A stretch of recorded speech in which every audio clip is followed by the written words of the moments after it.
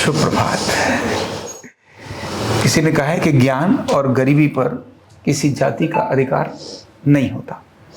व्यक्ति पैदा किस घर में हुआ है, उसमें गरीबी है, अमीरी है, गांव में या शहर में है, ये महत्वपूर्ण बात नहीं है। उसकी ज्ञान और गरीबी उसके अपने कर्तव्य और पराक्रम पर ही निर्भर करती है।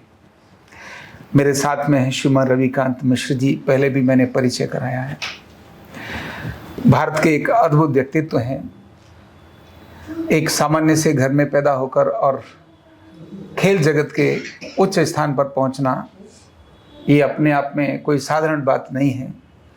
तो मैं चाहूँगा कि आज अपने बारे में कुछ बताएं, जिससे हमारे सभी साथियों को ये पता चले कि सामान्य घर में पैदा होने वाला बालक इतने बड़े स्थान पर कैसे पहुंच गया। श्रीमान रविकांत जी। पूज्य गुरुदेव के चरणों में शीश नमन करते हुए आप सभी को सुप्रभात।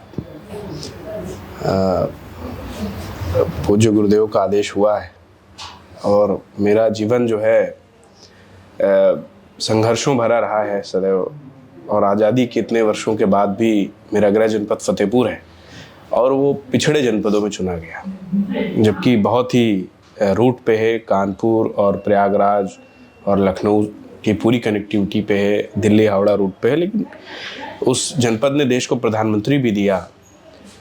वीपी सिंह उनका नाम था, लेकिन फिर भी वो अति पिछड़े जनपदों में चुना गया। तो सोचिए वहाँ की कंडीशन क्या रही होगी। मेरे ग्रैंडफादर भी जो है आर्मी में थे और मेरे फादर भी आर्मी में थे, और पहले के समय में जो आर्मी में होते थे उनका वो खुद नहीं सफ़र करते थे, उनके साथ साथ उनका पूरा परिवार सफ़र करता था। तो ना रुकने के लिए क्वार्टर्स होते थे, फैमिली क्वार्टर्स होते थे। जवान पिताजी की जो भर्ती है वो एक सिपाही के रूप में हुई थी, और 72 घंटे तक एक ही जगह पे खड़े रह के अपनी ड्यूटी करनी होती थी, या हिल भी नहीं सकते वहाँ से, ऐसी कठिन ड्यूटी हुई थी। तो वो करते करते हम लोगों ने सफ़र शुरू किया, और हमारे यहाँ खेल के संसाधन नहीं थे। मेरी उम्र 14 वर्ष की थी और गृह जनपद फतेहपुर से लखनऊ तक जाने में लगभग 7 घंटे लगते थे, केवल 100 किलोमीटर की दूरी को पूरा करने के लिए। इतनी ख़राब रोड थी। मैं 14 वर्ष की उम्र में लखनऊ गया और अपने 2 दोस्तों के साथ पहली बार अपने घर से इतना दूर गया, और वहाँ खेल मंत्री जी से मिला, उनको बताया, तो उन्होंने तुरंत मेरी बात को एक्सेप्ट कर लिया। आज बड़े होने के बाद ये एहसास हुआ कि उस समय तो लगा कि हमारी बात को मंत्री जी ने सुन लिया, लेकिन आज लगा कि हम लोग बहुत छोटे थे, मीडिया में कहीं हम लोग ना आ जाते, इसलिए हमारी बात को तुरंत मान लिया गया। और हमारे गृह जनपद में आकर के उन्होंने स्टेडियम एक 50 लाख रुपए 2005 में उन्होंने सैंक्शन किए, और वो हेलीकॉप्टर से आए, ऐसे खेल मंत्री थे। तो मेरे यहाँ पुलिस आई, पहली बार मेरे यहाँ पुलिस आई, तो घबरा गए घर के लोग कि पुलिस क्यों आई है। तो उनका प्रोटोकॉल कार्यक्रम देने के लिए आई थी कि हेलीपैड पे हमको माननीय मंत्री जी का स्वागत करना था, क्योंकि मेरे अनुरोध पे वो आए थे। तो मेरे पास उस समय साइकिल थी, तो मैंने अपने किसी मित्र से गाड़ी नहीं मांगी। मैंने साइकिल को साफ़ किया और सरसों का तेल था, उससे गाड़ी को चमकाया अपनी साइकिल को, और पीएसी ग्राउंड माननीय मंत्री जी को रिसीव करने के लिए पहुंच गया। तो वहां जाने के बाद उनका स्वागत किया। फिर मंत्री जी ने कहा कि चलिए, तो कैसे आप आए हैं। अच्छे जो जनप्रतिनिधि होते हैं वो पूछते हैं कि आप कैसे आए हैं, कैसे जाएंगे वहाँ तक, कैसे पहुँचेंगे स्टेडियम तक। तो हमने कहा कि मैं अपनी साइकिल से आया हूँ। तो उन्होंने कहा अरे आगे वाली गाड़ी में आप बैठ जाइए और साथ में चलते हैं। तो हमने कहा नहीं, आप पहुँचिए, हम पहुँच जाएंगे। तो हम अपनी साइकिल से शॉर्टकट और मेहनत करके उनके टाइम से पहले पहुँच गए उनकी गाड़ियों से। तो हमारे यहाँ सिलसिला शुरू हो गया, और आज हमने अपने जनपद में मनरेगा और पंचायती राज विभाग और ग्राम विकास विभाग के कंपोजिट फंड से 110 खेल के मैदानों की स्थापना करा दी है। शुरू हो गए हैं, बड़ी बात है। और अब लोग जागरूक हो गए हैं खेल के लिए।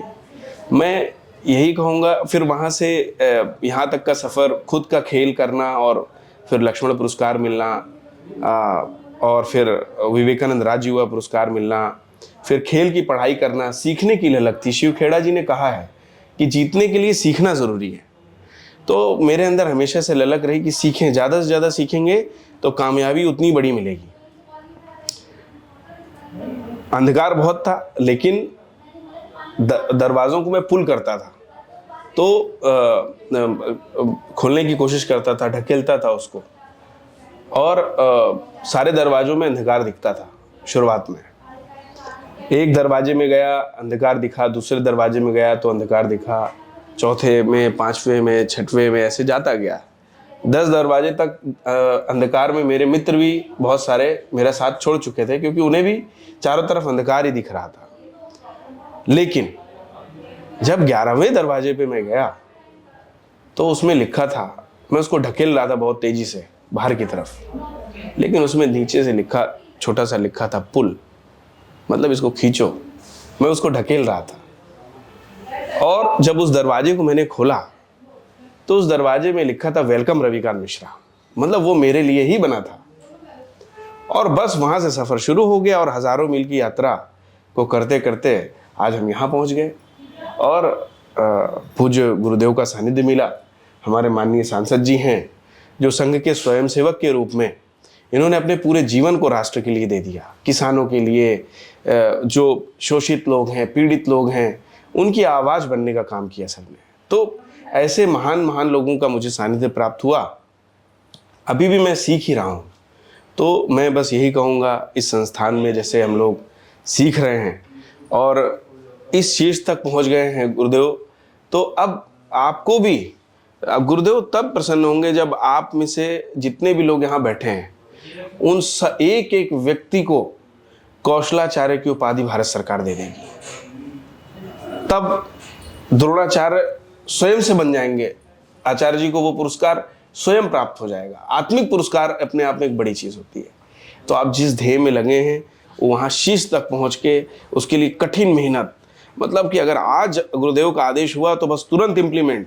जैसे क्या हुआ कि पूरे दिन आप, गुरुदेव ने आपको कहा कि आप फला व्यक्ति से बात कर लीजिए, कम्युनिकेशन करके ये काम करा दीजिए, लेकिन फिर उसके बाद क्या हुआ कि उस व्यक्ति का फ़ोन नहीं उठा।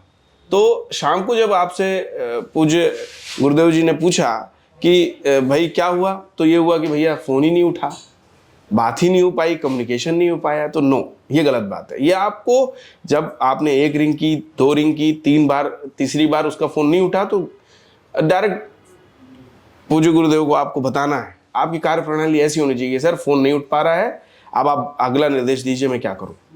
अब उस फ़ोन के कारण पूरा दिन खराब हो गया। तो गुरुदेव के पास ऑप्शन की श्रृंखला बहुत बड़ी है। आपने भी अपना जीवन एक प्रचारक के रूप में दिया और बड़ी श्रृंखला है उनके पास, तो ऑप्शन बहुत है। तो किसी न किसी ऑप्शन से वो उसके घर तक व्यक्ति को पहुंचा देंगे और वो आपसे, आपका कॉल अटेंड करेगा, आपसे बात भी करेगा। लेकिन इसके लिए पूरा दिन खराब करना, ये कार्य प्रणाली में नहीं होना चाहिए। इसका मतलब कि हम अकर्मण्य हैं, हम काम नहीं करना चाहते। तो क्विक रिस्पांस होना चाहिए टीम में, जो आपके अंदर आदि एडमिनिस्ट्रेटिव, प्रशासनिक क्षमताओं का विकास है, वो ऐसे ही होगा कि क्विक डिसीजन, तुरंत बात हो रही है, तुरंत उसको फुलफिल करके तुरंत सर को रिपोर्ट आपने कर दी, खत्म काम। अब नेक्स्ट क्या करना है, आपके पास टाइम अगर 1 घंटे का खाली है तो आप पूछिए कि आचार्य जी हमारा काम जो आपने दिया था वो तो खत्म हो गया, अब मैं क्या करूँ, खाली बैठा हूँ, अच्छा नहीं लग रहा है। तो मेरा तो अगर स्वास्थ्य भी खराब होता है तब भी मुझे लगता है कि नहीं, मुझे दिन भर काम करना चाहिए। और सुबह से उठ के रात ही में सोता हूँ, दिन भर मैं सोता ही नहीं हूँ, मैं रात ही में 9-10 बजे सोता हूँ, जो मेरा समय है सोने का। तो आज के लिए बस इतना ही। बहुत बहुत मेरे माननीय सांसद जी का समय। न्यूरोथेरेपी का कंप्लीट कोर्स सीखने के लिए जुड़िए हमारे ऑनलाइन ट्रेनिंग प्रोग्राम से और जानिए करीब 100 बीमारियों का इलाज बिना दवा और बिना मशीन के। इस न्यूरोथेरेपी ऑनलाइन ट्रेनिंग प्रोग्राम से आप घर बैठे बन सकते हैं गवर्नमेंट सर्टिफाइड न्यूरोथेरेपिस्ट। रजिस्ट्रेशन के लिए नीचे दिए गए नंबर पर अभी कॉल करें। और हाँ, हमारे वीडियो को लाइक करना, शेयर करना और चैनल को सब्सक्राइब करना बिल्कुल भी ना भूलें। धन्यवाद।